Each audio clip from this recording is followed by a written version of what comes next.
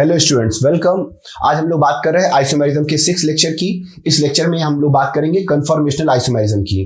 ठीक, इससे पहले कि मैंने 5 लेक्चर जो मैंने बताए हैं उसमें मैंने आपको structural isomerism, geometrical isomerism, optical isomerism और साथ साथ स्टीरियो कंपाउंड्स को कैसे रिप्रेजेंट करते हैं इसके बारे में मैंने बताया है। तो आज का जो लेक्चर है कन्फॉर्मेशनल आइसोमेरिज्म, ये बहुत इंपॉर्टेंट लेक्चर में होगा।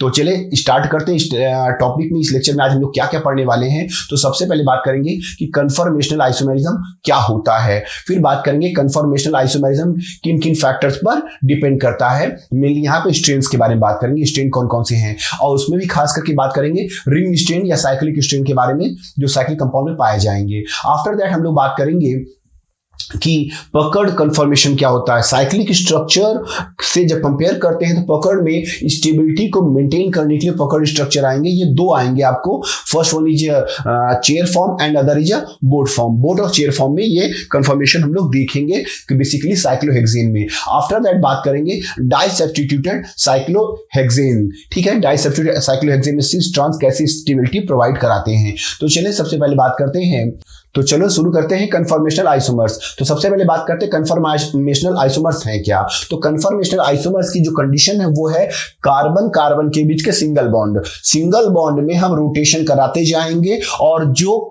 कार्बन कार्बन के बीच के जो एटम्स अटैच्ड होंगे या ग्रुप्स अटैच्ड होंगे उनका ओरिएंटेशन, स्पैटियल ओरिएंटेशन चेंज करते जाएंगे। ठीक है, और जब एंगल रोटेट करते जाएंगे तो डिफरेंट टाइप के हम infinite number of conformational isomers बना सकते हैं। चलिए एक एग्जांपल लेते हैं, जैसे यहाँ एग्जांपल लेते हैं, ये देखेंगे ये कार्बन है और ये कार्बन है। ठीक है, अब इस कार्बन से हमने लगा रखा है सपोज दैट ये X, ये Y और ये Z। ओके, यहां भी लगा लीजिए, चलिए X, ये Y और ये Z। अब ये देखेंगे X Y Z बना लिया। अब ये हमारा कंपाउंड, हमको इस वाले कार्बन के और इस वाले कार्बन के बीच में ये जो बॉन्ड है इसको रोटेट करना है। इसको रोटेट करते जाएंगे, धीरे धीरे मोमेंटरी चेंज थोड़ा थोड़ा करते जाएंगे, किसी एक को फिक्स करके या फिक्स करके ऐसे infinite number of conformational isomers बना सकते हैं। ठीक है, तो चले देखेंगे। सबसे पहले बात करते हैं साहर्ट्ज प्रोजेक्शन। साहर्ट्ज प्रोजेक्शन और न्यूमैन प्रोजेक्शन कन्फॉर्मेशनल आइसोमर्स के बारे में ये पढ़ने को मिलेगा। इसका मैंने डिटेल से आपको बताया था इसके पहले के लेक्चर में। मैंने जहां बताया था रिप्रेजेंटेशन ऑफ स्टीरियो कंपाउंड्स, वहां पर मैंने 4 तरह से स्टीरियो कंपाउंड्स को रिप्रेजेंट करके बताया था, जिसमें था wedge dash, Fischer projection, sawhorse projection and last one Newman projection. वहां पर बता दिया था। ठीक है, अगर आपने नहीं देखा तो आप उस लेक्चर को आप देख सकते हैं। तो चले अब देखेंगे साहर्ट्ज प्रोजेक्शन में, ये देखेंगे इक्लिप्स। अब ये इक्लिप्स क्या है ये देखेंगे, ये जो इसी कंपाउंड को हम यहाँ रिप्रेजेंट कर रहे हैं। तो देखें ये कार्बन, फ्रंट कार्बन हो गया, ये बैक कार्बन हो गया, और ये इसके सामने आ जाएगा, ये इसके पीछे आ जाएगा, यहां पर ये इसको ओवरलैप करेगा, वाई के पीछे, ये जेड वाला जेड के पीछे। तो ये एक दूसरे को ओवरलैप कर रहा है, तो ये इक्लिप्स कंफर्मेशन है। ओके, तो ये इक्लिप्स हो गया। अब देखते हैं यहां पर स्टैगर्ड। स्टैगर्ड में क्या होता है ये देखेंगे, यहां पर मैंने क्या किया, इसको रोटेट कर दिया। अब रोटेट कैसे कर दिया वो देखेंगे, मैंने फ्रंट इसको फिक्स किया है, वो इसको नहीं रोटेट करना। देखिए एक्स वाई जेड, ये पीछे वाला back carbon X Y Z वही है, लेकिन मैंने फ्रंट को देखिए इसको रोटेट कर दिया। जब इसको रोटेट कर दिया, ये देखिए जेड इधर चला जाएगा, एक्स इधर आ जाएगा, वाई इधर चला जाएगा। जब आपने इसको रोटेट कर दिया, ठीक है, 180 डिग्री रोटेट कर दिया, तो ये जो एक्स ऊपर था वो एक्स कहां चला गया, नीचे आ गया। ठीक है, ये देखेंगे एक्स नीचे आ गया। तो इस तरह का जो मैंने रोटेशन किया है, मोमेंटरी धीरे धीरे चेंज करते करते आप 180 तक ले आए हैं। तो ये जो कन्फॉर्मेशनल आइसोमर बन रहा है ये है स्टैगर्ड है। ये क्या है, स्टैगर्ड है। ये क्या था, इक्लिप्स था। अब देखेंगे इक्लिप्स और स्टैगर्ड के बारे में और डिटेल से देखते हैं। ठीक है, तो क्या देखेंगे कि यहां पर क्या देखेंगे, यहां पर ये फ्रंट कार्बन है, ये बैक कार्बन है। ठीक है, फ्रंट कार्बन एक्स और पीछे वाले एक्स को ओवरलैप कर रहा है। ओके, वाई को ओवरलैप कर रहा है। तो इस तरह के ओवरलैपिंग को, जिसमें एक्स एक्स को या वाई वाई आगे वाला पीछे वाले को ओवरलैप करता है, इसी को हम लोग कहते हैं इक्लिप्स। आइए इसको यहां देखते हैं। जैसे इस केस में देखिएगा, इस मॉडल में यहां पर देखेंगे, यहां पर जस्ट आप सामने देखेंगे, अगर यहां पर इस तरह से, तो आप क्या देखेंगे कि ये हमारा ये वाला पोर्शन ये वाला इसको ओवरलैप करेगा। ऐसे ये वाला देखिए ओवरलैप ऐसे दिखा देते हैं, जस्ट मिनट, ये देखेंगे इस तरह से इक्लिप्स फॉर्म में बन रहा, ये इसको ओवरलैप करेगा, इसको ये ओवर, ठीक है। अब हम करेंगे क्या, इसमें मोमेंटरी चेंज करते जाएंगे, देखेंगे इसको चेंज करेंगे या इसको, किसी एक को चेंज करिए, चलिए हम पीछे वाले को रोटेट कर रहे हैं, ऐसे रोटेट करते जाएंगे, स्लाइटली चेंज करते जाएंगे, एंगल बदलते जाएंगे, तो आप क्या देखेंगे यहाँ पर कि ऐसे infinite number of conformational isomers बन सकते हैं बाय रोटेशन। समझ में आ गया होगा। तो चलेंगे यहां तक समझने के बाद अब देखें इस केस में यहां पर ये देखेंगे, ये जो फ्रंट में है ये वाला, अगर इनकी बात करें इसमें एंगल है, जो लेंथ है 229 pm है, पिकोमीटर है, ओके यहां पर। लेकिन जब यहां देखते हैं इस केस में देखेंगे ये या रोटेट करने के बाद ये देखेंगे, अब इनके बीच की डिस्टेंस देखेंगे, यहां पर डिस्टेंस 229 pm था, बट यहां डिस्टेंस बढ़ गया है, कितना होगा 310 पिकोमीटर। तो जब यहां पर डिस्टेंस बढ़ गया तो जब देखेंगे इस तरह से, यहां पर डिस्टेंस क्या था, कम था, यहां डिस्टेंस कम था इस केस में, ओके। लेकिन जब रोटेट करते हुए ऐसे ले आते हैं, ये देखिएगा, तो ऐसे में क्या होगा, इनके बीच का डिस्टेंस बढ़ जाता है। जब डिस्टेंस बढ़ जाता है तो इनके बीच में रिपल्सन कम होगा, रिपल्सन कम होगा तो स्टेबिलिटी बढ़ जाएगी, ओके। तो याद रखने वाली बात ये है कि स्टैगर्ड जो कि रोटेट करते हुए ला रहे हैं, जिसमें सारे आपको पार्ट सारे इस कारण के सारे ग्रुप्स आपको विजिबल है, क्लियर है। इक्लिप्स में क्या हो रहा था, ओवरलैप कर रहा था, तो अब यहां पर आपने देखा एक दूसरे से विजिबल है और डिस्टेंस है, जिस वजह से क्या स्टेबिलिटी ज्यादा होगी, रिपल्सन कम होगा, ठीक है। ये बात भी आपको समझ में आ गई है। आगे देखते हैं अब यहां पर कि न्यूमैन प्रोजेक्शन, इसी चीज को जो मैंने यहां दिखाया इक्लिप्स फॉर्म में, इसको न्यूमैन में कैसे रिप्रेजेंट करते हैं ये देखेंगे। ये वाला हमारा हो गया फ्रंट कार्बन और ये वाला हो गया हमारा बैक कार्बन, ठीक है। अब फ्रंट कार्बन और बैक कार्बन को जो ओवरलैप कराते हैं, इसके ऊपर रख देते हैं, तो कुछ इस तरह से स्ट्रक्चर आता है। एक्चुअली ये पीछे वाला है, ये बैक कार्बन है, ये जस्ट इसके पीछे रहेगा। पीछे रहने की वजह से क्या होगा, हमको दिखेगा नहीं, लेकिन यहां आपको दिखाने के लिए थोड़ा सा मैंने हल्का सा इस तरह रखा जिससे आपको दिख सके कि यहाँ पर ऐसा हो रहा है, ठीक है। तो अब देखेंगे यहां पर ये जो एक्स है, ये कार्बन और ये एक्स है, इसके बीच के एंगल को डाइहेड्रल एंगल कहेंगे। अब ये देखिए डाइहेड्रल एंगल कितना है, 0 है, 0 डिग्री है। तो याद रखेंगे इक्लिप्स वाले फॉर्म में जो डाइहेड्रल एंगल होगा वो 0 होगा, जबकि अगर इसकी बात करते हैं इसमें ये वही 229 पिकोमीटर उसका डिस्टेंस हो गया। ये आगे वाला एक्स है, ये पीछे वाला एक्स है, दिस वन फ्रंट एक्स और ये बैक एक्स है। इनके बीच का बॉन्ड एंगल लेंथ कितना है, 229 पिकोमीटर है। आइए बात करते हैं जरा, इसमें देखेंगे ये स्टैगर्ड है, स्टैगर्ड में ये पीछे वाला बैक कार्बन, ये फ्रंट कार्बन हो गया। यहां पर देखेंगे तो यहां पर डाइहेड्रल एंगल कितना है, 60 डिग्री का है, ओके। और यहां पर वही चीज ये देखेंगे, बॉन्ड लेंथ कितना है, 310, क्लियर है। तो अब देखेंगे कंपेयर करते हैं, तो कंपेयर क्या करते हैं इक्लिप्स फॉर्म में और स्टैगर्ड फॉर्म में। तो इक्लिप्स फॉर्म में क्या होता है, hydrogen of back carbon lies just behind.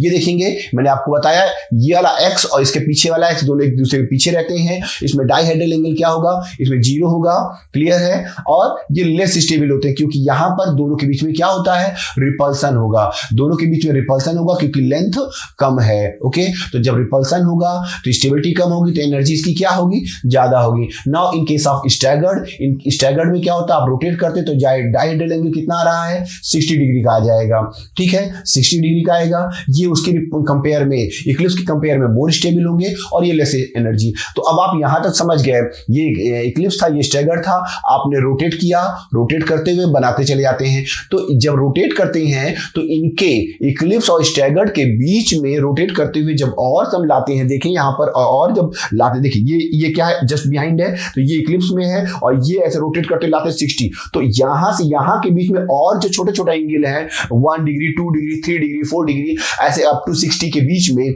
जितने और एंगल बनेंगे उसको बोलते हैं गॉच, या उसको बोलते हैं स्क्यू, इसको और गॉच बोलते हैं। तो आइए अब देखते हैं स्क्यू और गॉच के बारे में। ये देखेंगे ये 0 डिग्री रहेगा, यहां पर इसमें 0 डिग्री का रहेगा, यहां पर 60 डिग्री रहेगा।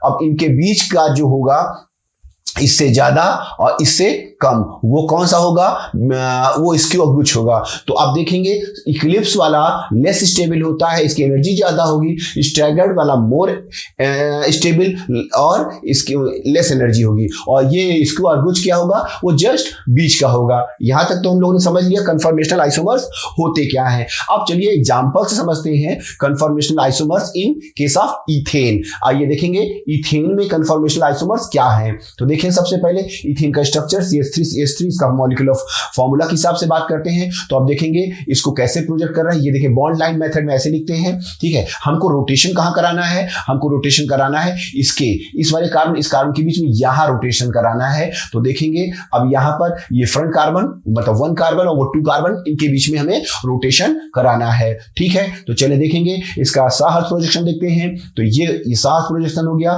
This one is front carbon, ये हमारा फ्रंट कार्बन है 1, ये हो गया हमारा बैक कार्बन 2, ठीक है। इनके बीच में रोटेट कराएंगे। तो चलेंगे देखेंगे यहां पर जब 60 डिग्री रोटेट कराते हैं तो 60 डिग्री रोटेट कराने पर क्या देखा आपने, देखा कि ये जो हमारा H था इसे रोटेट कराते जाएं, ठीक है। तो ये हमारा स्टैगर्ड फॉर्म बन रहा है, ये हमारा इक्लिप्स फॉर्म बन रहा है। ओके, तो चलिए अब देखते हैं ये इक्लिप्स वाला क्या बताया था मैंने, लेस स्टेबल मोर एनर्जी, और ये staggered more stable less energy. Clear है। रिपल्सिव इसमें रिपल्सन ज्यादा होगा बिटवीन फ्लैग हाइड्रोजन, ये फ्लैग ऊपर वाला देख रहे हैं ना, इसमें रिपल्सन ज्यादा होंगे, एंगल या बॉन्ड लेंथ कम होती है, ठीक है। आफ्टर दैट अब देखिए यहां पर इसको इसमें कन्वर्ट करना या इसको इसमें कन्वर्ट करना, इसके लिए जो एनर्जी होती है वो कितनी चाहिए, ये 12.55 किलो जूल, ठीक है, जो कि एक नॉर्मल रूम टेम्परेचर से मिल जाता है। तो रूम टेम्परेचर की वजह से मिल जाने की वजह से ये जो इथेन है स्पेस में, ठीक है, दोनों फॉर्म में मिलते रहते हैं। हाँ, परसेंटेज इसका ज्यादा होगा, स्टैगर्ड फॉर्म का ज्यादा होता है, लेकिन ये इंटर कन्वर्ट होते रहते हैं। इतनी जितनी एनर्जी चाहिए इसको फ्लिप करने के लिए, रोटेट करने के लिए, वो इसको रूम टेम्परेचर से अवेलेबल हो जाता है, ठीक है। तो चलिए अब देखें इसका न्यूमैन प्रोजेक्शन क्या देखेंगे। तो न्यूमैन प्रोजेक्शन में देखिए ये इक्लिप्स फॉर्म में है, ये इसके बीच का डाइहेड्रल एंगल है, जो कि इसका डाइहेड्रल एंगल क्या होगा 0 डिग्री हो जाएगा, ठीक है, 0 डिग्री हो जाएगा। ओके, अब बात करते हैं यहां पर कि देखिए इसका वही चीज है 60 डिग्री रोटेट करने के बाद अब यहां पर डाइहेड्रल एंगल कितना आ गया 60 डिग्री हो जाएगा, ठीक है। ओके, तो ये था इसका कन्फर्मेशनल आइसोमर्स इथेन का। आइए देखते हैं इसका एनर्जी और कन्फर्मेशनल आइसोमर्स। देखिए हम इसको अगर 60 रोटेट करते जाएं तो ये जो इक्लिप्स होगा ये इक्लिप्स फॉर्म में है, और ये हमारा किस फॉर्म में है स्टैगर्ड। अगर इसको फिर से घुमाएंगे अब 60 डिग्री अगर फिर रोटेट करेंगे, तो जब फिर 60 डिग्री रोटेट करेंगे तो ये वाला H देखिए, ये 60 रोटेट करेंगे तो ये H यहां आ जाएगा, ये H इधर आ जाएगा, तो फिर से ये क्या हो जाएगा परपेंडिकुलर हो जाएगा, इट मींस इसके बिहाइंड इसके बराबर आ जाएगा, ठीक है। तो ऐसे ये देखिए इक्लिप्स है, ये 0 डिग्री इक्लिप्स, ये फिर 60 डिग्री स्टैगर्ड, फिर 60 डिग्री रोटेट करेंगे तो क्या हो जाएगा इक्लिप्स, ऐसे रोटेट करते जाएंगे इक्लिप्स और स्टैगर्ड इक्लिप्स अल्टरनेट में आता जाएगा। और स्टैगर्ड वाले की एनर्जी क्या होगी, स्टैगर्ड की एनर्जी इक्लिप्स से 12.55 किलो जूल कम होती जाती है। तो ये अल्टरनेट में कन्फर्मेशन आइसोमर 60 डिग्री बनेंगे। तो ये जो स्टैगर्ड देख रहे हैं और ये जो इक्लिप्स देख रहे हैं, इसके बीच के जितने और कन्फर्मेशन आइसोमर्स बनेंगे वो सब क्या कहलाएंगे, वो स्क्यू या गॉच कहलाएंगे। यहां तक तो आई थिंक समझ में आ गया होगा। चले अब देखते हैं कन्फर्मेशनल आइसोमर्स। एक मिनट इसमें एनर्जी के बारे में और बात कर लेते हैं। तो देखिए यहां पर कन्फर्मेशनल आइसोमर्स इन ब्यूटेन। तो अब ब्यूटेन के केस में तो सबसे पहले बात करते हैं ब्यूटेन का स्ट्रक्चर देखेंगे। तो स्ट्रक्चर में यहां पर देखेंगे ये 4 कार्बन का ब्यूटेन है, CH3 CH2 CH2 CH3।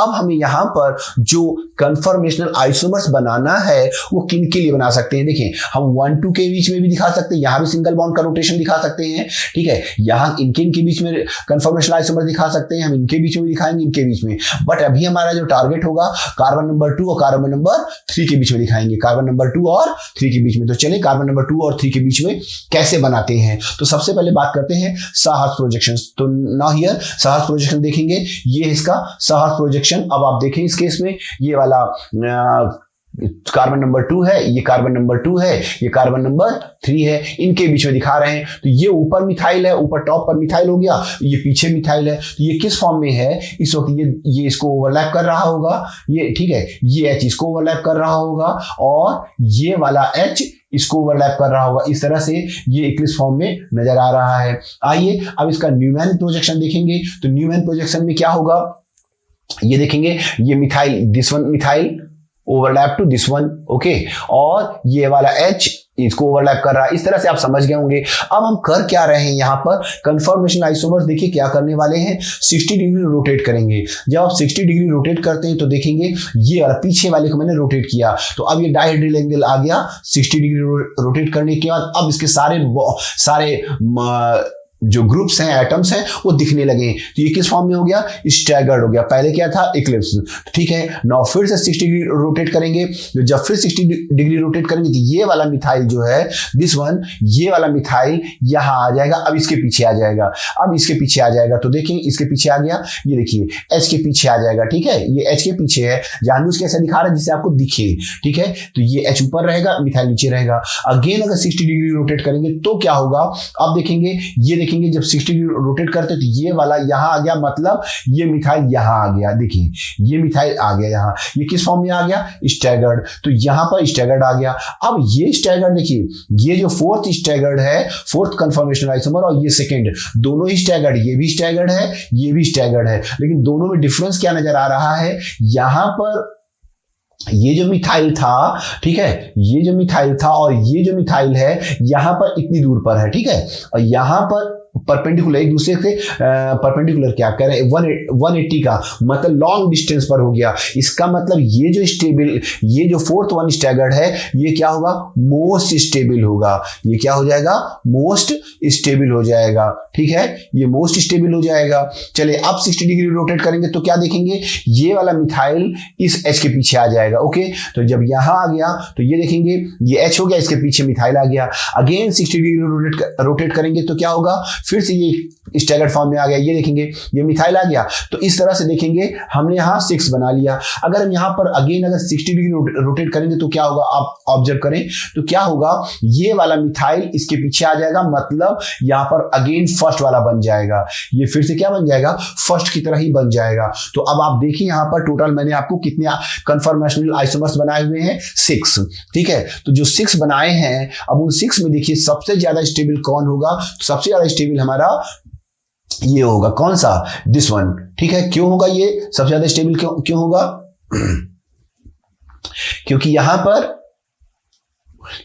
पर ये वाला और ये वाला देखिए दोनों क्या हैं? दोनों दूसरे के अपोजिट डायरेक्शन में हैं, इसलिए इसकी स्टेबिलिटी सबसे ज्यादा होगी, इनके बीच रिपल्सन कम होगा। तो फोर्थ सबसे ज्यादा स्टेबल होगा और फर्स्ट सबसे कम स्टेबल होगा, क्योंकि ये भी मिथाइल है, बल्कि ग्रुप है, बड़ा ग्रुप है, ये भी मिथाइल है, बड़ा ग्रुप है, तो इनके बीच में रिपल्सन ज्यादा होगा। तो सबसे कम स्टेबल कौन हुआ? फर्स्ट। सबसे ज्यादा स्टेबल कौन हुआ? फोर्थ। ठीक है, तो अभी स्टेबिलिटी के बारे में बात करते हैं। तो देखें यहां पर स्टेबिलिटी का ऑर्डर, तो देखेंगे फोर्थ, दिस वन फोर्थ, ये जो स्टैगर्ड फॉर्म में है फोर्थ, ये क्या देखा आपने? मोस्ट स्टेबल है, तो इसकी एनर्जी क्या है? सबसे कम होगी। ठीक है, और जो फर्स्ट वन है इसकी ये देखेंगे ये लेस स्टेबल है, इनमें मिथाइल ग्रुप के मिथाइल के बीच रिपल्सन ज्यादा होगा, बल्कि ग्रुप होने की वजह से, इसलिए इसकी एनर्जी ज्यादा होगी। तो इसकी एनर्जी सबसे ज्यादा होगी। ठीक है, किसकी? फर्स्ट की। और सबसे मिनिमम किसकी होगी? तो मिनिमम होगी ये इसकी। क्लियर है? तो चले अब ये देखेंगे एनर्जी के पॉइंट ऑफ व्यू से। तो यहां देखेंगे या एनर्जी दिखा रहे हैं कि इसकी एनर्जी ये फोर्थ की और सेकंड, ये देखेंगे ये दोनों इक्वल एनर्जी के हैं। फोर्थ और सेकंड और फोर्थ क्या है? इक्वल एनर्जी की। इनके बीच का एनर्जी गैप कितना है? इसके बीच का एनर्जी गैप है, इसके बीच का एनर्जी गैप है 3.5 का। ओके, तो यहां पर एनर्जी 3.5। ठीक है, और जब बात करते हैं फोर्थ और इसकी बात करते हैं, यहां इनसे कंपेयर करते हैं, ये देखेंगे ये वाला हमारा हो गया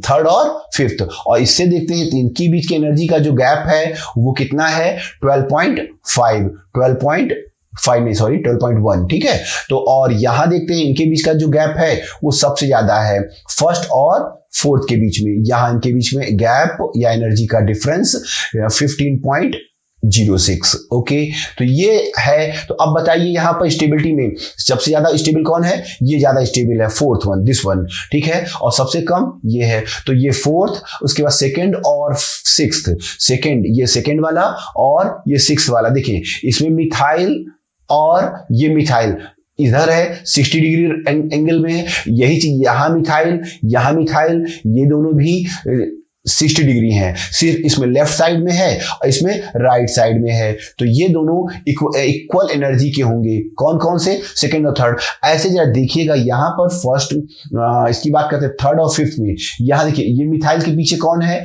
H है। यहाँ इस मिथाइल के पीछे भी कौन है?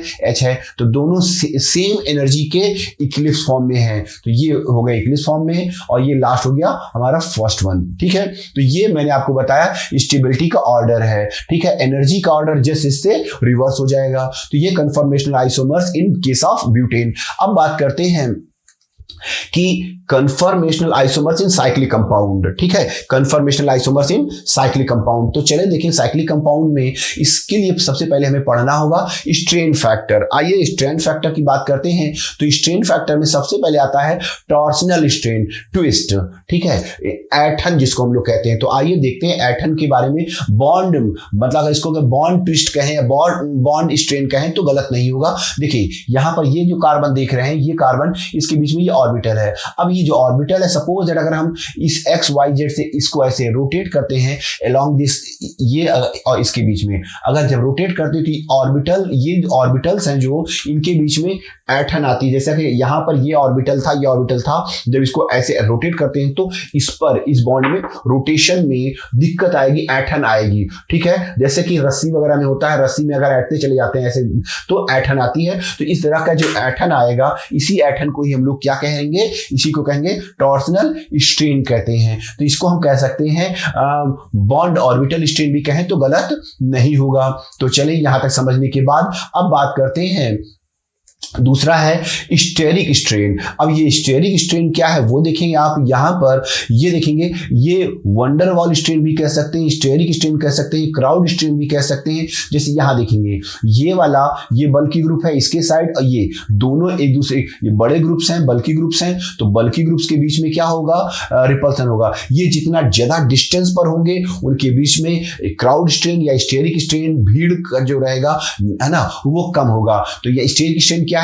Electronic repulsion between two neighbouring groups और एटम। ठीक है, अब जैसे यहां देखेंगे, यहां पर डिस्टेंस बढ़ गया, इसके बीच में डिस्टेंस बढ़ गया है, तो इसके बीच में जो हमारा स्ट्रेन होगा या स्टेरिक स्ट्रेन होगा, क्राउड स्ट्रेन होगा, वो मिनिमाइज हो जाएगा। तो आपने देखा कि इस तरह का स्ट्रेन साइक्लिक में होगा, दो टाइप के स्ट्रेन। अब तीसरा स्ट्रेन जो देखने जा रहे हैं वो देखेंगे एंगल स्ट्रेन। ठीक है, एंगल स्ट्रेन क्या है? Strain due to difference of normal angle and bond angle of cyclic compound. आइए सबसे पहले नॉर्मल एंगल और बॉन्ड एंगल को समझते हैं। तो चले देखेंगे नॉर्मल एंगल क्या है। हम बात कर रहे हैं साइक्लिक में, चाहे साइक्लिक में देखें, चाहे साइक्लिक में साइक्लोप्रोपेन हो या साइक्लोब्यूटेन हो या साइक्लोपेंटेन हो, ठीक है, किसी की भी बात करेंगे तो भाई यहाँ पर कार्बन में कौन सा हाइब्रिडेशन होगा? sp3 होगा।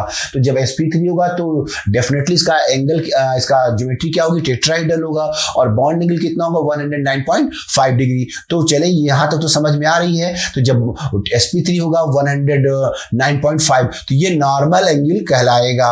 अब देखते हैं कंपाउंड के बारे में। तो साइक्लिक कंपाउंड जो होता है उनका बॉन्ड एंगल अलग होगा। जैसे देखेंगे यहां पर पहले तो कैलकुलेशन, एंगल स्ट्रेन कैसे कैलकुलेट करेंगे? जो नॉर्मल वाला रहेगा 109.5, ये नॉर्मल है। अब इस नॉर्मल में हम क्या करेंगे? जो साइक्लिक कंपाउंड होगा उसके एंगल को माइनस करेंगे। ठीक है, आइए देखते हैं। अब यहां पर देखेंगे ये हमारा क्या है? साइक्लोप्रोपेन है। ठीक है, अब साइक्लोप्रोपेन है तो यहां पर इनके बीच में एंगल कितना होगा? 60 डिग्री का एंगल होगा। ठीक है, तो ये 60 डिग्री एंगल होगा। ओके, अब देखें यहां पर, ये देखेंगे इसका होना कितना चाहिए था। देखिए जैसे कि ये केस ऐसे है, ठीक है, जैसे ये केस है। अब ये केस, ये देखिए इसको होना चाहिए था ऐसे 109, ठीक है, और ये इसको आप क्या किया? बेंड करके फोर्सफुली इसको ऐसे कर दे रहे हैं। तो ये क्या है? यहां पर यही चीज है। इसको, ये नॉर्मल था, ठीक है, ये नॉर्मल था और आपने इसको दबा कर यहां ले आए हैं। तो ये जो है, अगर आप यहां पर ये फोर्स हटाएंगे तो ये वापस यहां जाना चाहेगा। ये जो स्ट्रेन डेवलप हुआ, ऐसे इधर भी स्ट्रेन है, ये देखेंगे ये आना इधर चाहिए, ठीक है, आपने फोर्सफुली इधर दबा दिया है। तो ये जो स्ट्रेन है यही है हमारा एंगल स्ट्रेन। ओके, तो देखेंगे एंगल स्ट्रेन कैसे कैलकुलेट करते हैं। अब ये देखेंगे इस केस में आपने देखा यहां पर इसका नॉर्मल कितना है, इसका नॉर्मल बॉन्ड एंगल इतना है और इसमें 60, तो ये देखिए 109.5 और जो बॉन्ड एंगल साइक्लिक कंपाउंड में है 60, उसको माइनस किया और ये, तो अब यहां पर जो एंगल आप पा रहे हैं ये वाला एंगल, ये बॉन्ड एंगल इधर का, ये वाला एंगल स्ट्रेन कितना हो जाएगा 24.75 डिग्री। ठीक है, इतना इधर हो जाएगा और इतना इधर हो जाएगा, तो यहां पर अच्छा खासा स्ट्रेन है, मतलब आपने इसको फोर्सली काफी ज्यादा स्ट्रेन दिया हुआ है। ठीक है, स्ट्रेन जितना ज्यादा देंगे उतनी ज्यादा अनस्टेबिलिटी आएगी। इसका मतलब आइए देखते हैं एक और केस देखेंगे, समझ में और आ जाएगा। अब यहां पर देखेंगे ये हमारा साइक्लोब्यूटेन है, इसमें देखेंगे ये हमारा नॉर्मल एंगल है। अब नॉर्मल एंगल से यहां पर ये वाला स्ट्रेन देखेंगे, ये स्ट्रेन पहले वाले स्ट्रेन की कंपेयर में कम आएगा, ये स्ट्रेन पहले के कंपेयर में कम आएगा। कितना कम आएगा आइए देखते हैं। ये देखिए जब मैंने इस फॉर्मूले पर वैल्यू पुट किया तो कितना आ रहा है 9.75 डिग्री, 9.75 डिग्री, और पहले कितना था, इतना था। इसका मतलब यहां पर स्ट्रेन क्या हुआ है, स्ट्रेन कम हो रहा है। जैसे जैसे नंबर ऑफ कार्बन बढ़ते जा रहे हैं स्ट्रेन कम होता जा रहा है। स्ट्रेन कम होने का मतलब ये उसके कंपेयर में ज्यादा स्टेबल होगा, मतलब ये ज्यादा स्टेबल होगा। कौन, साइक्लोब्यूटेन। आइए देखते हैं अगला केस है। अब यहां के केस में अगर कैलकुलेट करते हैं तो यहां पर जो एंगल स्ट्रेन आ रहा है कितना आ रहा है, ये देखिए बहुत कम मिनिमाइज हो गया है। तो साइक्लोपेंटेन जो है, साइक्लोपेंटेन में एंगल स्ट्रेन काफी कम है। ठीक है, मतलब ऑलमोस्ट खत्म के बराबर है। क्लियर है। अब बात करते हैं यहां का केस, देखिएगा ये साइक्लोहेक्सेन है।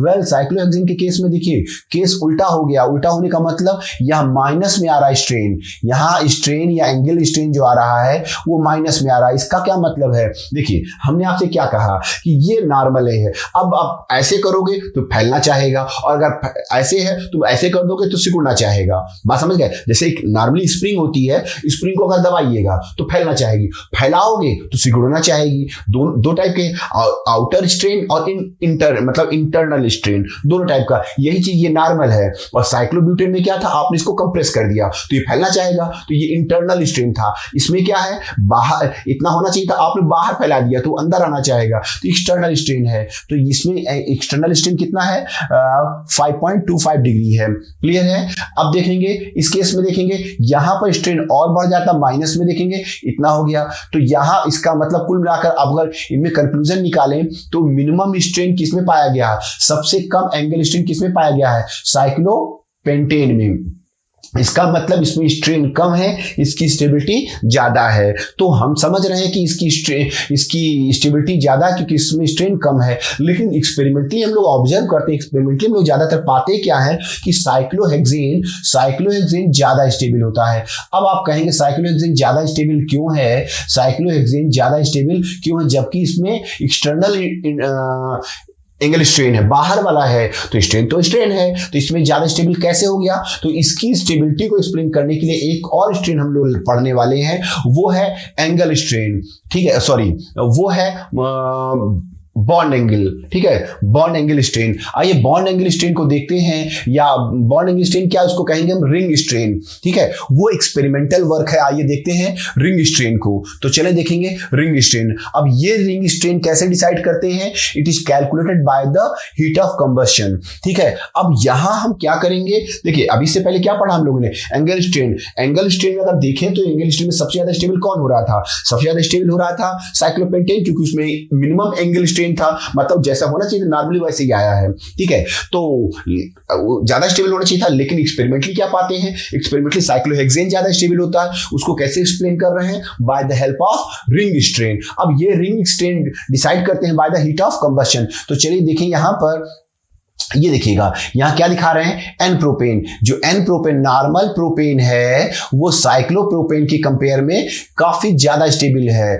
क्या मतलब है, देखें अगर हम ये देखेंगे, ये CH3 ये हमारा है, CH3 CH2 CH3, अगर ये है हमारा नॉर्मल प्रोपेन। इसको अगर हम कंबस्ट करते हैं, ऑक्सीजन की हेल्प से जलाते हैं, तो जो CO2 प्रोड्यूस होगा, जो वाटर प्रोड्यूस होगा वो तो बनेगा ही बनेगा, साथ में जो इसकी हीट निकलेगी वो H1। ठीक है, H1 ध्यान दीजिएगा, H1 एज्यूम कर ले रहे हैं। अब हम इसकी बात करते हैं, अगर हम यहां पर साइक्लोप्रोपेन को जलाते हैं, साइक्लोप्रोपेन को कंबस्ट करते हैं, तो यहां भी वही सब CO2 और H2 तो बनेगा ही, और यहां बनेगा H2 हीट लिबरेट होगी, हीट ऑफ कंबशन आएगी। तो अब हो क्या रहा है कि देखा गया कि यहां पर इसको बर्न करने पर नॉर्मल प्रोपेन को बर्न करने पर इसकी जो हीट निकल रही है वो कम निकल रही है, और इसको बर्न करने पर ज्यादा निकल रही है। मतलब H2 ग्रेटर देन H1। इसका मतलब क्या है, ये जल्दी, इसका मतलब ये लेस स्टेबल है, ये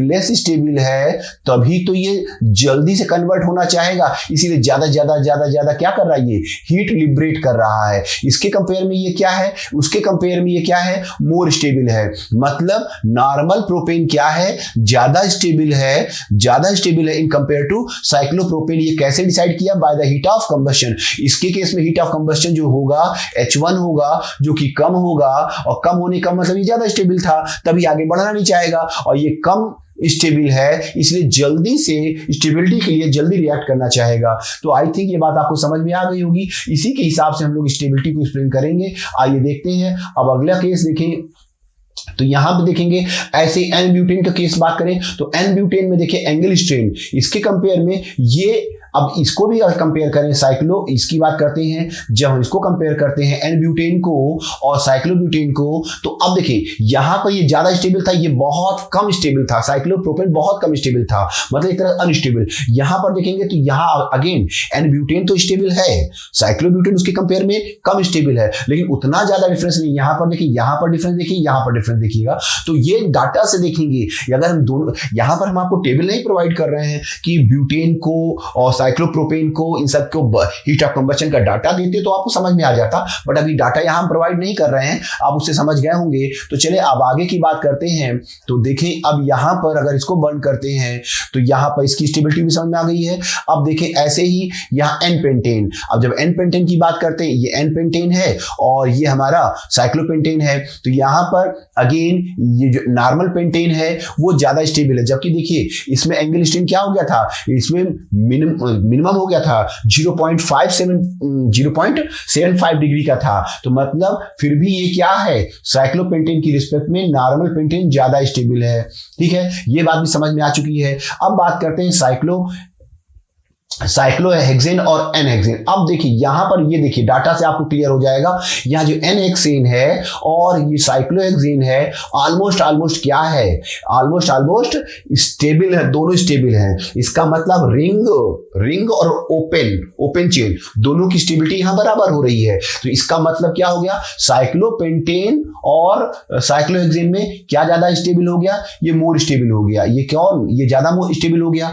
अब लीजिए, अब माथा पकड़ लीजिए, अब अपना क्यों माथा पकड़ लीजिए भाई, क्योंकि अभी मैंने बताया था इसका एंगल स्ट्रेन तो मिनिमम था 0.75 डिग्री था, ठीक है, और इसका था कितना था, इसका डाटा याद है, कुछ -5 पॉइंट समथिंग कुछ था। इसका मतलब यहां पर स्ट्रेन तो ज्यादा है ना, इसमें स्ट्रेन ज्यादा है, तो इसमें स्ट्रेन ज्यादा होने की वजह से इसकी स्टेबिलिटी कम होनी चाहिए थी साइक्लोहेक्सेन की। बट यहां पर देखेंगे साइक्लोपेंटेन की रिस्पेक्ट में साइक्लोहेक्सेन की स्टेबिलिटी ज्यादा है। अब वो कैसे ज्यादा है, वही चीज यहां एक्सप्लेन कर रहे हैं रिंग स्ट्रेन से। आइए अब रिंग स्ट्रेन के बारे में बात करते हैं। तो चलें देखेंगे यहां पर रिंग स्ट्रेन के बारे में।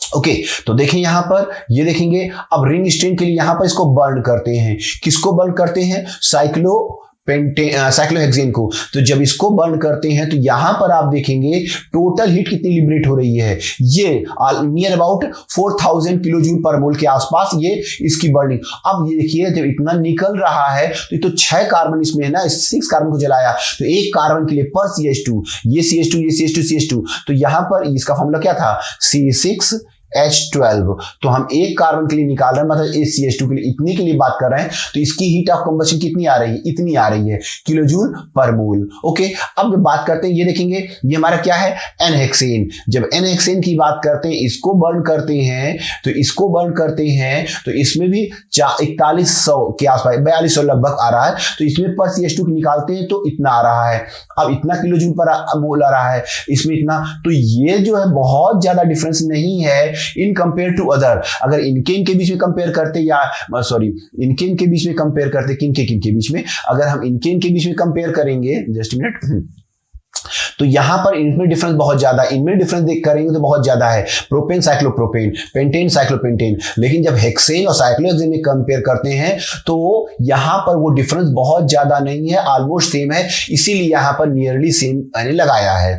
इसीलिए अब हम लोग जो पैरामीटर है कि जो कन्फर्मेशनल आइसोमर्स की स्टेबिलिटी की बात कर रहे हैं, साइक्लोहेक्सेन को पैरामीटर मानेंगे, उसको स्टैंडर्ड मानेंगे, उसी के हिसाब से हम लोग यहां पर आगे का कैलकुलेशन स्टेबिलिटी को डिसाइड करेंगे। तो आप समझ गए हैं यहां पर ये वैल्यू हमारे लिए इंपॉर्टेंट होने वाली है, ठीक है, इसी वैल्यू से कैलकुलेट करेंगे। देखिए इस वैल्यू से कैसे कैलकुलेट करते हैं, ये वैल्यू आप देख लीजिए, माइंड में रख लीजिए, कितना है, लगभग 660 के आसपास है। तो चलें 660 के आसपास। अब देखिए यहां पर ये देखिए parameter for deciding stability of cyclic compound. Okay, देखिए यहां पर डाटा से देख रहे हैं, यहां पर ये देखिए एक टेबल मैंने आपको प्रोवाइड की है। तो देखिए यहां पर जब मैंने इसकी बात कर रहे हैं, किसको, इसको जब बर्न किया साइक्लो प्रोपेन को, तो इसको जब बर्न करते तो यहाँ हीट ऑफ कंबशन है, ये HOC है, ठीक है, ये HOC है, हीट ऑफ कंबशन है।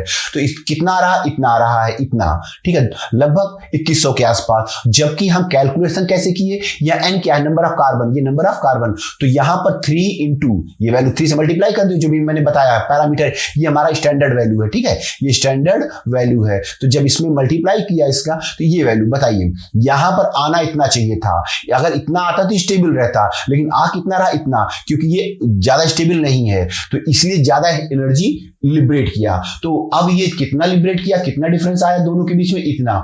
ये देखिए जितना ज्यादा डिफरेंस आएगा, जितना, देखिए मतलब अगर थ्योरी के स्टैंडर्ड वैल्यू हमारी ये है, स्टैंडर्ड वैल्यू में ये 3 से मल्टीप्लाई किया तो ये वैल्यू आया स्टैंडर्ड वैल्यू के हिसाब से, लेकिन जब एक्सपेरिमेंट करने गया तो ये वैल्यू आ रही है, तो हीट इतना ज्यादा जल रहा है, इतना कंबशन हो रहा है, इतनी ज्यादा हीट लिबरेट कर रहा है। तो यहां पर इतना ज्यादा डिफरेंस आने की वजह से इसकी स्टेबिलिटी क्या है, ये लेस स्टेबल है, ठीक है, ये हाईली अनस्टेबल है, ठीक है। और साथ साथ आप देखें एंगल स्ट्रेन, मैंने बताया था, ये देखें ऐसे, ये एंगल, ये देखें एंगल स्ट्रेन भी था, इसमें बहुत ज्यादा था।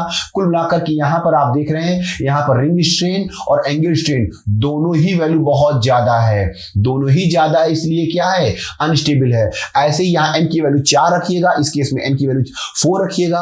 जब 4 रख के कैलकुलेट करेंगे तो इतनी आनी चाहिए, इतनी आनी चाहिए, लेकिन आई कितनी, इतनी आई है। इसका मतलब यहां रिंग स्ट्रेन कितना आ रहा है, इसमें रिंग स्ट्रेन इतना आ रहा है, ठीक है, एंगल इतना, एंगल स्ट्रेन क्या है, इतना है। इसका मतलब उसके कंपेयर में बात करें तो पहले के कंपेयर में बात करें तो दोनों ही वैल्यू क्या हो रही है, दोनों ही वैल्यू कम आ रही है। इसका मतलब वो हाईली अनस्टेबल था, ये स्टेबिलिटी की ओर मूव कर रहे हैं, हम धीरे धीरे किधर की ओर जा रहे हैं, हम स्टेबिलिटी की तरफ मूव कर रहे हैं। ये भी स्टेबल हो गया, क्लियर हो रहा। अब देखें और आते हैं तो n की वैल्यू जब 5 पुट करते हैं, तो जब n की वैल्यू 5 पुट करेंगे तो देखिए थ्योरी के हिसाब से, मतलब जो कैलकुलेशन है फॉर्मूले के हिसाब से वो इतना आना चाहिए, और जो हमें बर्न करते हीट ऑफ कंबशन एक्सपेरिमेंट से डाटा निकालते हैं, एक्सपेरिमेंटल डाटा निकालते हैं तो इतना आता है। डिफरेंस कितना आ रहा है, कम हो गया। डाटा कम होने का मतलब कहाँ, ये वैल्यू कम आने का मतलब सही है, थ्योरी ये कह रही है, एक्सपेरिमेंट कह रहा है दोनों की वैल्यू करीब करीब आ रही है, इसका मतलब स्टेबिलिटी की ओर बढ़ रहे हैं। और देखिए यहाँ एंगल स्ट्रेन क्या हो गया था, एंगल स्ट्रेन और कम हो गया, तो एंगल स्ट्रेन के हिसाब से ये ज्यादा स्टेबल होना चाहिए था,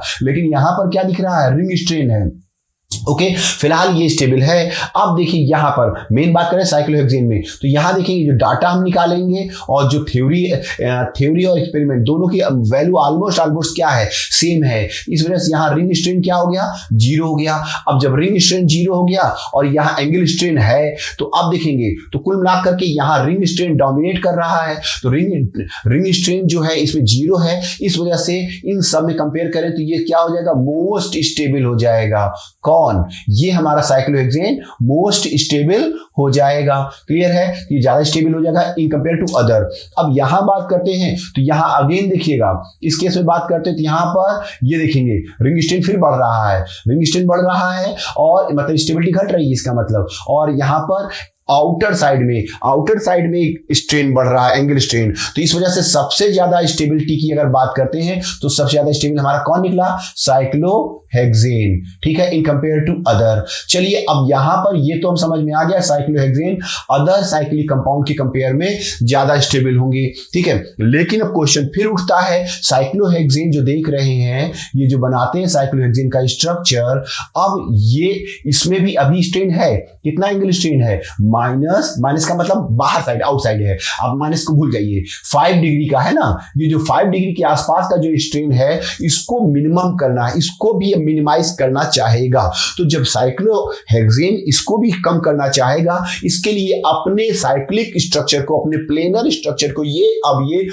पकड़ फॉर्म में, मतलब ये 3D के पॉइंट ऑफ व्यू से ऐठन लाएगा। अब ऐठन ला के एंगल स्ट्रेन को कम करेगा। आइए देखते हैं इसके बारे में। अब ये है पकड़ कन्फर्मेशन ऑफ साइक्लोहेक्सेन के बारे में। चलिए देखें, ये है planar structure of cyclohexane change into pucker conformation to minimize angle strain. Minimize कितना? -5 डिग्री, है ना, कुछ ऐसे ही था ना, ठीक है। तो चले इसके बारे में अब देखते हैं, यहां पर हम इसको मिनिमाइज कैसे करेगा। तो ये देखेंगे, ये हमारा कैसा है? साइक्लोहेक्सेन किस फॉर्म में है? प्लेनर है, ओके। अब हम इसको देखेंगे, इसको बनाएंगे पकड़ फॉर्म में। तो ये देखेंगे, ये हमारा कौन सा फॉर्म हो गया? साइक्लोहेक्सेन ही है। ये 1, ठीक है, जस्ट मिनट, है ना, ये हो गया 1, दिस 1 2, ओके, 3 4 5 और ये 6 कार्बन है। लेकिन ये किस फॉर्म में आ गया? यहाँ आ गया चेयर फॉर्म में। तो चेयर फॉर्म में आ गया, या आप कह सकते हैं स्टैगर्ड है, ठीक है। स्टैगर्ड फॉर्म हम आपको बता चुके हैं, स्टैगर्ड और इक्लिप्स के बारे में अभी बताया आपको, ठीक है। तो ये अब देखेंगे, ये है हमारा बोट फॉर्म, इसमें भी वही 6 कार्बन, 1 2 3 4 एंड ये 5 6, ओके। तो ये हमारा है इक्लिप्स फॉर्म में, ये बोट फॉर्म में है, ठीक है। तो ये दोनों अब जो इस तरह से पकड़ इन दोनों को क्या कहेंगे हम लोग? इसको कहेंगे हम लोग पकड़ कन्फर्मेशन। तो पकड़ कन्फर्मेशन आपने देखे दो एक्चुअली क्या होते तो और भी है, हाफ चेयर, ठीक है, हाफ बोट, इस तरह के भी हैं, ट्विस्टेड बोट, इन सब में भी। लेकिन हम बेसिकली स्टेबिलिटी के पॉइंट ऑफ व्यू से बात कर रहे हैं, तो सिर्फ 2 ही बात करेंगे, चेयर फॉर्म में और ये बोट फॉर्म में, ठीक है। बाकी के बारे में बात नहीं करने वाले हैं अभी, ठीक है। तो आइए अब इन दोनों में बात करते हैं। तो एंगल स्ट्रेन तो मिनिमाइज कर ले जाएगा, ठीक है, जो -4.55 ये जो था समथिंग, ये मिनिमाइज कर ले जाएगा। बट यहां बात कर रहे हैं कि अब इन दोनों के बाद इनको कैसे अरेंज करना, इनमें हाइड्रोजन, क्योंकि ये क्या है? ये है C6H12, तो हमें हाइड्रोजन भी दिखाने हैं। नाउ बात करेंगे अरेंजमेंट ऑफ हाइड्रोजन, ठीक है। तो आप देखें अरेंजमेंट हाइड्रोजन की बात करें। हाँ, हाइड्रोजन से पहले एक चीज और देख लीजिए, यहाँ पर ये जो चेयर फॉर्म में है और ये जो बोट फॉर्म में है, इनका जो एनर्जी का डिफरेंस है वो बहुत कम है, 4.5 किलो जूल, जो कि रूम टेम्परेचर पर आसानी से मिल जाता है। इसी वजह से जो हमारा साइक्लोहेक्सेन है, chair form boat form, chair form boat form, एक दूसरे में क्या होते रहते हैं? कन्वर्ट होते रहते हैं, इतना फास्ट कि हमको ऑब्जर्व, मतलब देखें 10 फ्लिप्स पर सेकेंड, मतलब 1 सेकेंड में 10 बार ये चेयर बोट ये खेलते रहते हैं, मतलब कन्वर्ट हो रहते हैं। तो यहां पर दोनों ही एक तरह से देखें तो लगभग स्टेबिलिटी में बराबर आते हैं, ओके। आइए बात करते हैं अरेंजमेंट ऑफ हाइड्रोजन। अब ये जो चेयर फॉर्म में है या बोट फॉर्म में है, इनमें हाइड्रोजन को कैसे हम अरेंज करें? तो देखेंगे इनमें अरेंज करने के लिए क्या है। देखिए, हर कार्बन से हमें 2-2 हाइड्रोजन लगाने हैं। हर कार्बन से कितने हाइड्रोजन लगाने हैं? 2-2 लगाने हैं, ओके। तो 2-2 कैसे लगाएंगे? ध्यान दीजिएगा, एक हाइड्रोजन को लगाएंगे एक्सियल में, एक हाइड्रोजन को लगाएंगे एक्सियल में, ओके। दूसरे वाले को कैसे लगाएंगे? इक्वेटोरियल पर। 2-2 हाइड्रोजन लगाने हैं, वो भी कैसे लगाने हैं? अल्टरनेट लगाने हैं, ठीक है। आइए देखते हैं यहाँ पर ये देखिए, ये हमारा किस फॉर्म में है? ये हमारा है चेयर फॉर्म में है। और ये देखेंगे, अब मैंने यहाँ पर हर कार्बन से, ये कार्बन नंबर हमारा हो गया 1, ठीक है। अब कार्बन नंबर 1 पे मैंने कहाँ लगाया? ऊपर, एक्सियल, ठीक है। और कार्बन नंबर 2, ये कार्बन नंबर 1, ठीक है, ये कार्बन नंबर 1 था, ये नंबर कार्बन 2 है। तो अब देखिए, एक ऊपर तो नीचे दूसरा, ये ऊपर की ओर है, एक्सियल ऊपर की ओर है, तो यहां पर कहां जा रहा है? नीचे की ओर जा रहा है। फिर अल्टरनेट में फिर कहां जाएंगे? ठीक है, ये देखिए ये कार्बन नंबर 3 है, कार्बन नंबर 3 में कहाँ जा रहे हैं, ऊपर की ओर जा रहे हैं। फिर कार्बन नंबर 4 में कहाँ जा रहे हैं, कार्बन नंबर 4 में नीचे की ओर आ रहे हैं। कार्बन नंबर 5 में कहाँ जा रहे हैं, ऊपर की ओर जा रहे हैं। कार्बन नंबर 6 में कहाँ जा रहे हैं, नीचे जा रहे हैं। तो बस इसी तरह से अल्टरनेट हम अरेंज करते जाते हैं, तो एक्सियल को अल्टरनेट लगाते हैं। नाउ अब बात करते हैं इसी तरह से बोट फॉर्म में भी देखिएगा, बोट फॉर्म में भी ये देखेंगे, ये बोट फॉर्म में है number 1, number 2, number 3, number 4, number 5, number 6। ठीक है, यहां भी ऐसे ही अल्टरनेट ऊपर नीचे एक्सियल लगाते जाएंगे। अब बात करते हैं इक्वेटोरियल की। तो अब ये देखेंगे इक्वेटोरियल जो होता है अवे चेन से, जो रिंग है, चेन बोल रहे हैं, जो रिंग है उसे बाहर की ओर फैले हुए हैं। अब ये देखेंगे, इसमें देखेंगे नंबर 1, ये नंबर 1 पे हाइड्रोजन लगा हुआ है, ये बाहर की ओर है, बाहर में ये थोड़ा डाउनवर्ड है, ये डाउनवर्ड है। ठीक है, और नंबर 2 में जो लगा हुआ है ये भी बाहर की ओर आउटवर्ड है, बट ये ऊपर की ओर है। ठीक है, इस तरह से अरेंज कर रहे हैं। तो इसमें नीचे ये ऊपर, फिर ये नीचे, फिर ये ऊपर, फिर नीचे, फिर ये ऊपर। तो ये जो है, जो ग्रीन से दिखा रहे हैं वो हमारे हैं इक्वेटोरियल, और जो रेड से दिखाया है वो है एक्सियल। ठीक है, इस तरह से हर कार्बन से 2-2 हाइड्रोजन लगा दिया है। ऐसे ये देखिए यहां पर बोट फॉर्म में भी लगा लिया है। तो ये था हमारा पकड़ कंफर्मेशन ऑफ साइक्लोहेक्सेन में बोट फॉर्म और चेयर फॉर्म। ठीक है, यहां तक समझ में आ गया है। अगर हम देखें दोनों की स्टेबिलिटी ऑलमोस्ट बराबर है। यहां पर 4.5 किलो जूल की एनर्जी बहुत ज्यादा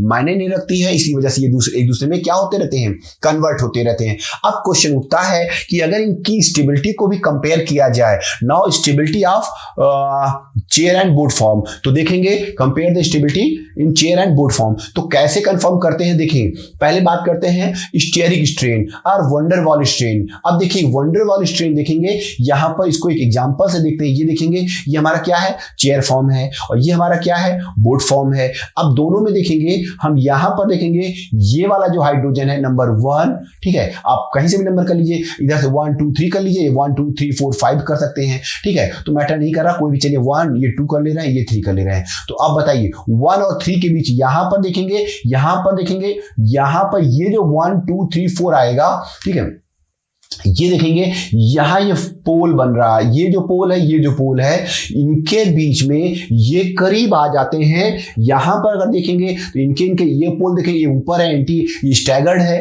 ये स्टैगर्ड फॉर्म में है। ठीक है, ये एक दूसरे के अपोजिट में आ जाते हैं। ठीक है, यहां से कंपेयर करेंगे तो भी, तो अब देखें यहां पर कहना क्या चाह रहे हैं, कहना ये चाह रहे थे कि देखेंगे यहां पर स्टेबिलिटी, तो इसमें इन दोनों के बीच में, इस फ्लैग पोल में, ये फ्लैग पोल हाइड्रोजन है, यहां पर एंगल जो बॉन्ड लेंथ है वो कितना है, 2.4 एंगस्ट्रॉम का, जो कि जो वंडरवॉल रेडियस है, वंडरवॉल रेडियस से कम है। इसका मतलब क्या होगा कि इनके बीच में रिपल्सिव नेचर आएगा, ये रिपल करेगा, एक दूसरे को रिपेल करेंगे, इसका मतलब स्टेबिलिटी कम हो जाएगी। तो एक बात तो समझ में आ गई कि चेयर फॉर्म के कंपेयर में बोट फॉर्म लेस स्टेबल होगा, क्योंकि इसमें वंडरवॉल स्ट्रेन पाया जा रहा है। ठीक है, ये बात समझ में आ गई है। ठीक है, तो अब बात करते हैं यहां पर दूसरा पॉइंट क्या देखेंगे, दूसरा पॉइंट है स्टैगर्ड और इक्लिप्स ट्रांस एनुलर हाइड्रोजन। पहला कौन सा देखा था, flagpole hydrogen. Now transannular hydrogen देखेंगे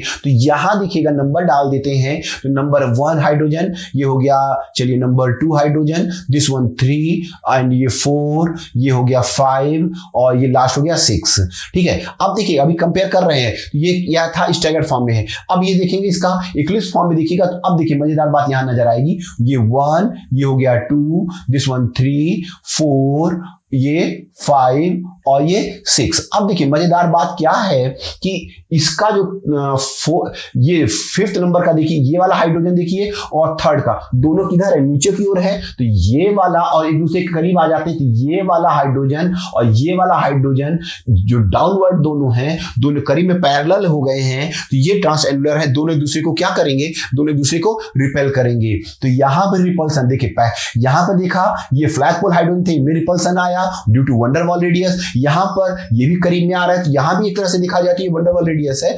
ठीक है, यहां पर इस तरह से ये इक्लिप्स में एक दूसरे को कवर कर रहे हैं, ठीक है, इक्लिप्स वाला। ये देखेंगे ये वाला थर्ड वाला और ये एक दूसरे को, ऐसे यहां भी देखिएगा ये वाला, ये 2 नंबर का हाइड्रोजन, ये 2 नंबर का हाइड्रोजन और ये 6 नंबर का, ये दोनों हाइड्रोजन भी एक दूसरे के करीब आएंगे और यहां एक दूसरे को ओवरलैप कर रहे हैं, इक्लिप्स फॉर्म में है और इक्लिप्स फॉर्म में है तो एक दूसरे को रिपेल करेंगे, मिनिमाइज स्टेबिलिटी। तो यहां स्टेबिलिटी इसकी भी कम हो जाएगी। इस तरह की इसको क्या कहेंगे, ट्रांस एनुलर हाइड्रोजन कहेंगे। तो आपने देखा कि ये बोट फॉर्म में ट्रांस एनुलर हाइड्रोजन है, बोट फॉर्म में फ्लैगपोल हाइड्रोजन है। इन सब वजह से क्या है, इसकी स्टेबिलिटी कम हो जाती है। तो अब हम कंक्लूजन में क्या निकाल रहे हैं कि चेयर फॉर्म ज्यादा स्टेबल है और बोट फॉर्म कम स्टेबल हुआ, जबकि दोनों में एंगल स्ट्रेन मिनिमाइज हो चुका है, ठीक है। तो चलिए अब बात करते हैं substituted cyclohexane. Okay, cyclohexane substituted का क्या मतलब है, देखिए मैंने आपको बताया कि हमारा साइक्लोहेक्सेन, सपोज दैट ये देखेंगे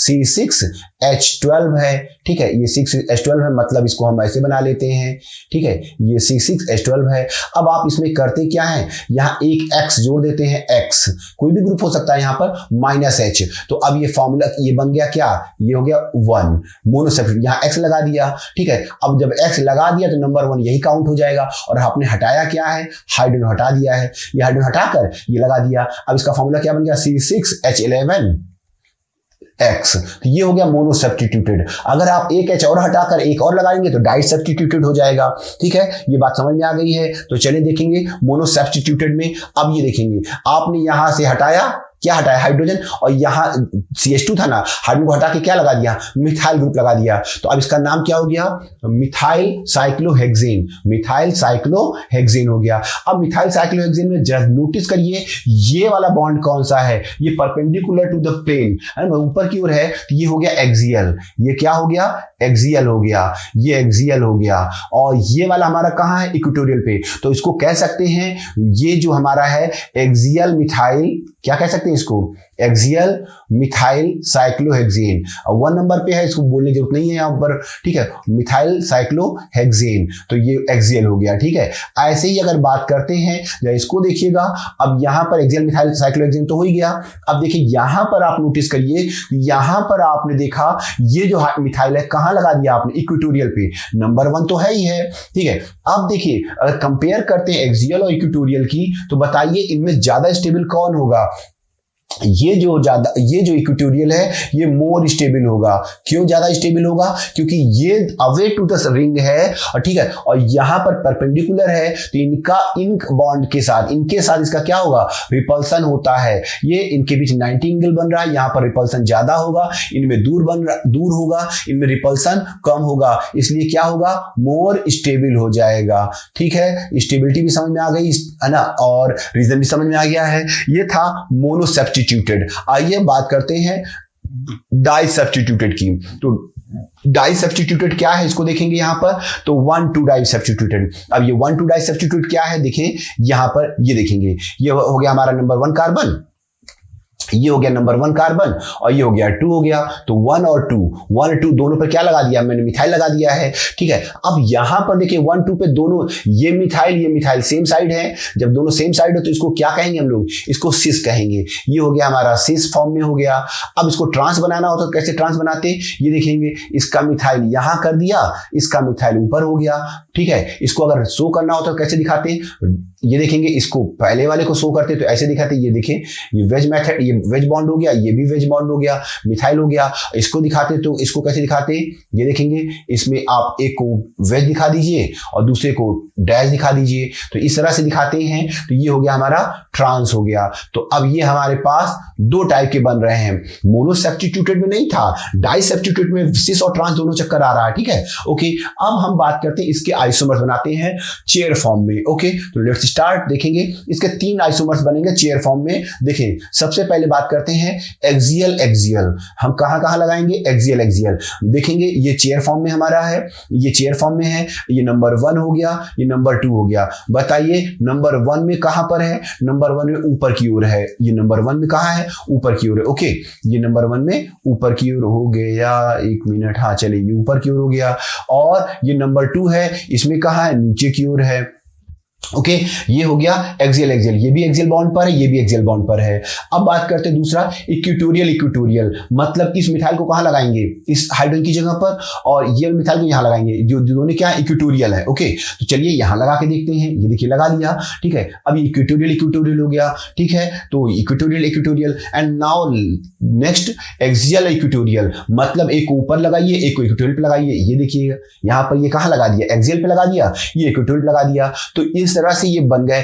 अब मेरा क्वेश्चन यहां पर बनता है, क्या आप आइडेंटिफाई कर पाएंगे? अगर इस तरह का क्वेश्चन मैं आपको दे देता हूं, फर्स्ट सेकंड थर्ड देता हूं, तो इसमें बताइए सिस और ट्रांस कैसे डिसाइड करेंगे। देखिएगा सिस और ट्रांस, यहां पर ये देखेंगे ये क्या है, ये ऊपर की ओर है, एक्सियल ऊपर की ओर है, ये नीचे की ओर है, एक अवे, तो ये हो गया ट्रांस। ट्रांस आपको याद होगा ट्रांस क्या होता है, सिस क्या होता है, ये देखिए आपको बताया था। जैसे यहां देखेंगे ये डबल बॉन्ड है, ये इसमें भी ऊपर है, इसमें ऊपर है, सेम साइड हो गया, ये हमारा सिस हो गया। लेकिन ये देखेंगे यहाँ पर ये नीचे की ओर है, ये ऊपर की ओर है, ये हमारा क्या हो गया, ट्रांस का हो गया। तो इसका मतलब ये हमारा क्या है, ये पहला वाला हमारा ट्रांस हो गया, ये हमारा ट्रांस हो गया, ठीक है। अब दूसरे की बात करते हैं, दूसरे में देखिए ये नीचे की ओर डाउनवर्ड है, ये ऊपर है, तो पहले इस कार्बन की बात कर रहा हूं, इस कार्बन ये ऊपर की ओर है, तो ये कहां नीचे हो गया। अब इस कार्बन बात कर, सेकंड नंबर कार्बन बात करें, ये नीचे की ओर है, तो ये क्या हो जाएगा फिर ऊपर की ओर। इसका मतलब दोनों मिथाइल कहां है, एक नीचे की ओर है, ये वाला नीचे की ओर है, तो ये कहां है, ऊपर की ओर है, तो ऊपर नीचे अगेन अपोजिट डायरेक्शन में है। अपोजिट डायरेक्शन में होने की वजह से ये क्या हो जाएगा, फिर से ट्रांस हो जाएगा, ये फिर से क्या हो जाएगा, ट्रांस हो जाएगा। ओके अब बात करते हैं यहां पर इस केस में देखिएगा ये नंबर 1 में एक्सियल कहाँ ऊपर की ओर है, ठीक है, और नंबर 2 में देखिएगा तो ये नीचे की ओर है, तो ये वाला कहाँ ऊपर की ओर है। इसका मतलब दोनों ही कहाँ है, ऊपर की ओर है, दोनों ऊपर की ओर है, सेम साइड हो गया। इसका मतलब क्या हो गया, ये हमारा सिस हो गया, ठीक है। तो आपने देखा कि इसमें 1,2 डाई सब्स्टिट्यूट में 3 आइसोमर्स मैंने बनाए हैं, सिस और ट्रांस के, जिसमें 2 ट्रांस आए हैं और एक सिस आया है। चलिए अब बात करते हैं 1,3 सब्स्टिट्यूटेड की, आइए देखते हैं 1,3, ठीक है, di substituted 1,3 di substituted. Okay तो ये देखेंगे 1,3, ये नंबर 1 हो गया, ये 2 हो गया, ये हमारा 3 हो गया।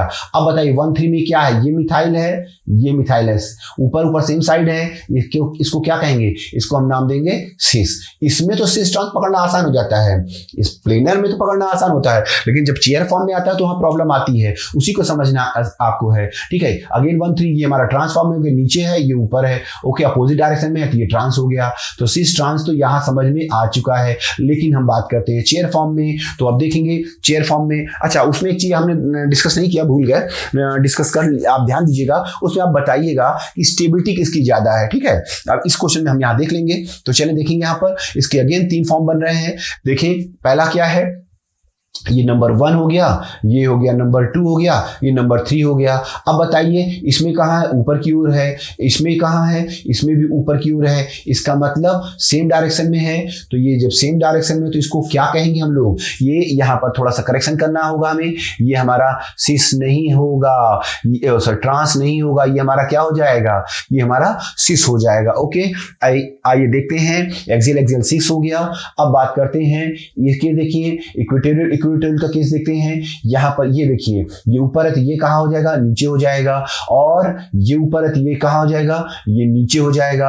अगेन दोनों नीचे हो गए, तो जब दोनों नीचे हो गए इसका मतलब अगेन सेम साइड में हो गए, जब सेम साइड में होगा तो यहाँ फिर वही करेक्शन कर लीजिएगा, ये क्या हो जाएंगे, सिस हो जाएंगे। ओके सिस हो जाएंगे। चलिए अब लास्ट केस की बात करते हैं, थर्ड, ये एक्सियल और इक्वेटोरियल। तो एक्सियल इक्वेटोरियल देखिए इसमें नंबर 1 ऊपर है, तो यहाँ पर कहाँ है, नीचे है, तो ये ट्रांस हो जाएगा, ये उल्टा हो गया था यहाँ पर, ठीक है। तो चलिए कोई बात नहीं है, छोटे छोटे शहरों में बड़ी बड़ी गलतियां हो जाती है ना, ऐसा ही समझिए। तो अब यहाँ पर ये ऊपर है, ये नीचे है, तो ऊपर नीचे, तो ये हमारा हो गया ट्रांस। तो डेफिनेटली ट्रांस जो होता है ज्यादा स्टेबल होगा, तो ये ज्यादा स्टेबल हो जाएगा। अब बात करिए इन दोनों में बात करते हैं, तो इन दोनों की स्टेबिलिटी का क्राइटेरिया क्या होगा, इसमें कहां पर है, इसमें इक्वेटोरियल पर है, ये इक्वेटोरियल पर है और ये भी इक्वेटोरियल पर है, ठीक है। इक्वेटोरियल अवे टू रिंग होता है, ठीक है, और एक्सियल में इससे रिपल्सन होता है। इसका मतलब इन दोनों में दोनों ही सिस हैं, दोनों ही सिस हैं, लेकिन अगर इन दोनों कंपेयर करेंगे तो ये ज्यादा स्टेबल होगा, ठीक है। तो सबसे ज्यादा स्टेबल ये हुआ, उससे कम ये, फिर उससे कम हुआ। चलिए तो ये था 1,3 डाई सब्स्टिट्यूटेड। अब बात करते हैं जल्दी से 1,4 डाई सब्स्टिट्यूटेड साइक्लोहेक्सेन। ओके तो ये देखेंगे ये 1 पर हो गया, ये 2 पर हो गया, ये 3 और ये हो गया 4, 1 4। तो यहां पर देखिए ये किस फॉर्म में है, मिथाइल, यहां भी मिथाइल यहां पर सेम साइड में है, तो ये क्या हो जाएगा, सिस हो जाएगा। ओके, ये हमारा सिस हो गया। ऐसे ही बना लेंगे, ये देखिए 1 4 ये हो गया, ट्रांस में हो गया, ठीक है। तो अब देखिए इसका जल्दी से बनाते, इसके भी 3 आइसोमर्स बनेंगे। देखते हैं 3 आइसोमर्स कैसे कैसे। एक्सियल एक्सियल, आइए देखते हैं। ये ऊपर की ओर एक्सियल हो गया और ये हमारा हो गया नीचे हो गया इक्वेटोरियल ट्रांस है, ठीक है। एक्सियल पर है, ये भी ऊपर है, ये भी एक्सियल बॉन्ड पर ही है, तो ये ट्रांस हो गया। ओके, आइए नेक्स्ट देखते हैं। तो देखेंगे इक्वेटोरियल पर, ये देखिए ये हमारा नीचे की ओर है ना, और ये वाला हमारा कहाँ है, ऊपर की ओर है, ठीक है। ये नीचे थी, ऊपर ही ना हुआ, तो ये ऊपर हुआ, तो ये दोनों कहाँ है, ट्रांसफॉर्म में है। ये कहाँ पे लगे हुए हैं, ये भी इक्वेटोरियल बॉन्ड है, ये ई बॉन्ड है, इक्वेटोरियल बॉन्ड है, ये भी क्या है, इक्वेटोरियल बॉन्ड है। ये कौन सा बॉन्ड था, एक्सियल बॉन्ड था। ओके, तो ये भी ट्रांस हो गया। नेक्स्ट देखते हैं, अब एक्सियल इक्वेटोरियल में चेक करते हैं, ये भी देख लेते हैं। ये हमारा कौन सा एक्सियल पे लगा हुआ है, ए ऊपर की ओर है, एक्सियल हो गया, और ये इक्वेटोरियल पर है, तो ये नीचे, तो ये भी कहाँ चला जाएगा, ऊपर। तो ये देखिए दोनों ऊपर है, तो ये क्या हो जाएगा, सिस हो जाएगा, ये सिस हो जाएगा। आइए अब बात करते हैं फर्स्ट सेकंड थर्ड में कंपेयर करते हैं स्टेबिलिटी की। तो देखिए ट्रांस ज्यादा स्टेबल होता है, नो डाउट, ठीक है। इसका मतलब फर्स्ट और सेकंड ज्यादा स्टेबल होगा, ये मिनिमम स्टेबल होगा, ये सबसे कम स्टेबल होगा, ठीक है। तो थर्ड सबसे कम स्टेबल होगा, ये तो समझ में आ गया है। लेकिन अब क्वेश्चन उठता है फर्स्ट सेकंड में। तो फर्स्ट सेकंड में बात करते हैं, तो यहां पर फर्स्ट सेकंड में दोनों इक्वेटोरियल पर हैं, तो इक्वेटोरियल वाले जो होते हैं वो ज्यादा स्टेबल होते हैं। इसका मतलब सेकंड सबसे ज्यादा स्टेबल होगा, उसके बाद स्टेबिलिटी आएगी फर्स्ट की और उससे कम आएगी थर्ड की। तो स्टेबिलिटी ऑर्डर ये मैंने आपको बता दिया है। ये था सब्स्टिट्यूटेड साइक्लोहेक्सेन की। तो आई थिंक यहां तक मैंने आपको पूरा क्लियर करा दिया है, ठीक है। यहां तक समझने के बाद अब मैंने इनके क्वेश्चंस अभी नहीं कराए हैं, नहीं मैंने आज इस लेक्चर में मैंने डीपीपी दिया है, क्योंकि अब मैं इसका पूरा मिसलेनियस पूरा का पूरा स्टीरियो आइसोमेरिज्म में